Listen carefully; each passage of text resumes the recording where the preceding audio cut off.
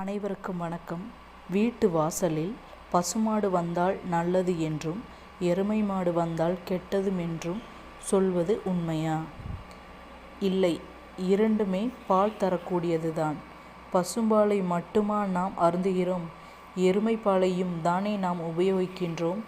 எருமை மாட்டின் பால் மிகவும் ஆற்றலை தரவல்லது என்பதால் தானே எருமை மாட்டினையே வளர்க்கிறார்கள். பசுமாடு வந்தால் மட்டுமே மகாலட்சுமி வருவார், எருமை மாடு வந்தால் யமன்தான் வருவார் என்று எண்ணுவது தவறான செயல். கிராமத்தில் உள்ள பல குடும்பங்களில் வாழ்வாதாரமே எருமை மாடுதான் என்பதால் அந்த குடும்பங்களை பொறுத்தவரை எருமை மாடு என்பதும் அவர்களை வாழ வைக்கும் தெய்வமாகும். ஆக பொறுமை மற்றும் கடும் உழைப்பின் உருவமாகவே காட்சி தரும் எருமை மாட்டினை தவறாக சித்தரிப்பது முற்றிலும் தவறு.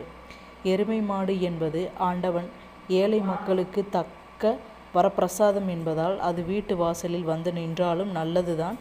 இதிலே ஐயம் கொள்ள வேண்டிய அவசியம் என்பது கிடையாது. நன்றி.